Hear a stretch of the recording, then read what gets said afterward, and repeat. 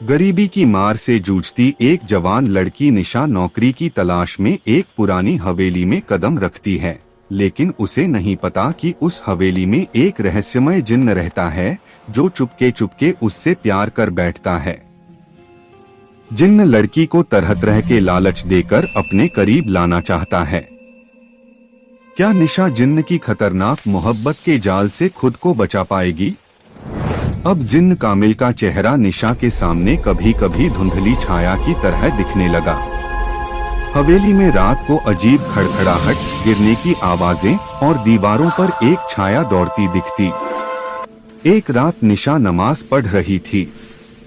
दरवाजा अपने आप खुल गया। ठंडी हवा की लहर कमरे में भर गई और एक गंभीर आवाज आई, मैं तुझे प्यार करता हूँ निशा। कोई और तेरे साथ ऐसा नहीं कर सकता। निशा डरी नहीं। उसने फौरन आयतुल कुर्सी पढ़ना शुरू कर दिया। हवेली की बिजली की रोशनी झपझपाने लगी। आवाज और छाया गूंजकर पीछे हट गई। कामिल आग की तरह गुस्से में भर गया।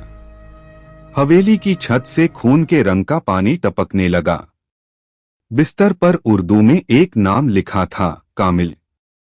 लेकिन निशा ने बिस्मिल्लाहिर्रहमानिर्रहीम पढ़ा और कुरान शरीफ की तिलावत करके सब मिटा दिया।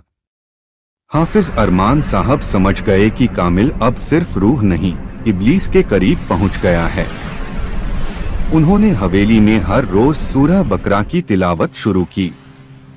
हर सुबह जब कामिल कुछ बुरा करता, निशा सिर्फ एक जवाब देती, मेरा रब मेरे लिए काफी है। अब कामिल के सामने दो रास्ते थे, या तो रब के सामने सिर झुकाए या निशा को अपनी मोहब्बत में जबरदस्ती झुका दे। लेकिन निशा कभी नहीं झुकेगी। उस रात चांदनी से भरी थी, लेकिन हवेली की दीवारों पर अंधेरा कांप रहा था, निस्तब्ध लेकिन डरावना। कामिल आज पूरी ताकत लेकर निशा को हासिल करने आया था। उसने हवेली के हर कोने में धुएं का तूफान और आग फैला दी। दीवारें कांपने लगी, हवा में गर्जना और दरवाजे अपने आप ऊपर गिरने लगे। हाफिज अरमान, जो पहले से सब महसूस कर चुके थे, निशा को पास बिठाकर बोले, बेटी, आज फैसले की रात है। ये जिन्न तुझे झुकाने आया है। तू सिर्फ अल्लाह के सामने झुकेगी, बाकी सब मैं रब के नाम पर संभाल लूंगा। उन्होंने कमरा बंद किया, कुरान खोला और सूरह बकरा, सूरह जिन्न, सूरह ताहा, सूरह नास और सूरह फलक की तिलावत एक के बाद एक शुरू की। निशा ने आंखें बंद करके आयतुल कुर्सी और तस्बीह यूनुस पढ़ना शुरू किया।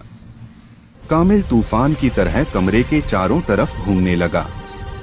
दीवारों से उसकी आवाज गूंजी, निशा, मेरी मोहब्बत तेरे प्रति पाक थी, फिर भी तूने मुझे ठुकरा दिया। मैं तुझे प्यार करता हूँ और तू मुझे सिर्फ एक सृष्टि समझती है। निशा शांत स्वर में बोली, अगर तू प्यार करता तो अल्लाह से तौबा करता। मोहब्बत के नाम पर इबादत छीनता नहीं। तूने मोहब्बत को अल्लाह से ऊपर रखा। मेरा रब मेरे लिए काफी है। तभी हाफिज अरमान ने गहराई से एक आयत पढ़ी, बातिल मिट गया और हक आ गया। कमरे का फर्श कांपने लगा। हवेली के हर कोने में एक जोरदार चीख फैल गई और कामिल की रूह दो हिस्सों में बंट गई। कुछ पलों में हवा थम गई, दीवारें स्थिर हो गईं और कमरे में हल्की रोशनी फैल गई। कामिल की रूह अब दो रास्तों के बीच थी, या इब्लीस के साथ जाए या अल्लाह से तौबा करे। वह रोते रोते बोला, मुझे निशा नहीं चाहिए, मुझे निशा का रब चाहिए।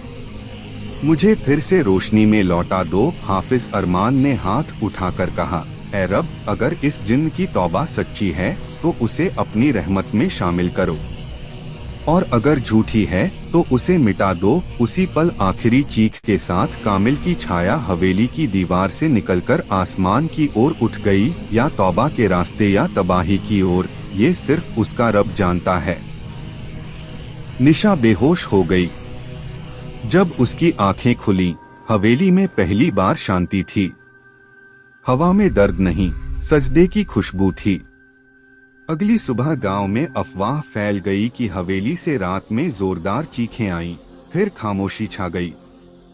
कोई बोला वहाँ कोई मर गया। कोई डर से मस्जिद के बाहर दुआ मांगने लगा। लेकिन जब लोगों ने देखा कि निशा खुद हवेली से बाहर निकल रही है, माथे पर सुकून, आंखों में नूर और होठों पर सादा मुस्कान, तो पूरे गांव की नजरें झुक गईं। निशा अब हवेली में अकेली नहीं थी, उसकी रूह में एक नई ताकत पैदा हो चुकी थी। लेकिन एक दिन जब वह मदरसे की सफाई कर रही थी, हवेली की पुरानी लाइब्रेरी में टूटे अलमारी के पीछे एक बहुत पुरानी किताब मिली। उस पर धूल की मोटी परत जमी थी और काले स्याही में उर्दू में एक शब्द लिखा था, रूह। निशा ने धीरे से किताब खोली। पहले पन्ने पर एक नाम उभरा, कामिल इब्ने सैयद हमजा। जिन्नों की औलाद लेकिन इंसानी मोहब्बत में कैद। निशा के चेहरे पर हैरानी फैल गई। किताब में लिखा था कि कामिल कभी इंसान था, सैयदों के एक नेक खानदान का। लेकिन एक हादसे के बाद उसकी रूह जिन्नात की दुनिया में कैद हो गई। वजह थी एक अधूरी मोहब्बत और टूटा वादा। किताब के अगले हिस्से में लिखा था कि कामिल की मोहब्बत का नाम भी हालिमा था, लेकिन वो 300 साल पहले की बात थी।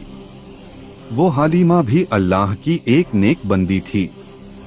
जिस दिन उनकी शादी होने वाली थी, गांव पर हमला हुआ और हालिमा की जान चली गई। उस दिन कामिल ने अल्लाह से ऐसा सवाल कर दिया जो इब्लीस करता है, अगर मेरी मोहब्बत पाक थी तो तूने उसे मुझसे क्यों छीन लिया। यही सवाल उसकी ईमान की परीक्षा और गलत रास्ते की शुरुआत बन गया। इसके बाद उसकी रूह सदियों तक सिर्फ हालिमा नाम की एक पाक रूह की तलाश करती रही। और जब इस युग की निशा उसके सामने आई तो उसने फिर वही मोहब्बत जगाने की कोशिश की। लेकिन जो अल्लाह से लड़ता है उसे सुकून नहीं मिलता जब तक तौबा न करे। निशा ने किताब हाफिज अरमान को दिखाई। उन्होंने कहा, बेटी, ये किताब तेरे ऊपर अल्लाह की रहमत है। तू कामिल की मोहब्बत की आखिरी परीक्षा थी। अब तू उसे उसकी असली रूह तक पहुंचा सकती है। उस रात निशा ने अकेले किताब खोली और सजदे में सिर झुकाकर दुआ की, ऐ रब, अगर इस रूह में अभी भी मोहब्बत का असर है तो उसे तेरी बारगाह तक पहुंचा दे।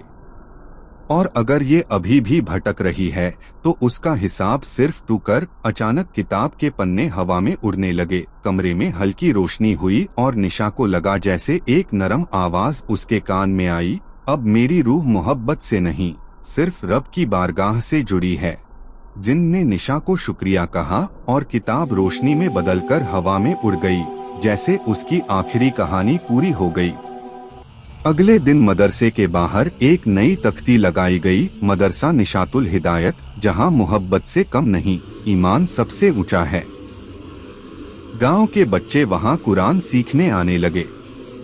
निशा अब सिर्फ एक मिसाल नहीं, एक रोशनी थी जो हर भटके हुए को रास्ता दिखाती। अब हवेली सिर्फ एक इमारत नहीं थी, एक सबक थी। कुछ महीनों बाद मदरसा निशातुल हिदायत गांव की आध्यात्मिक पहचान बन गया।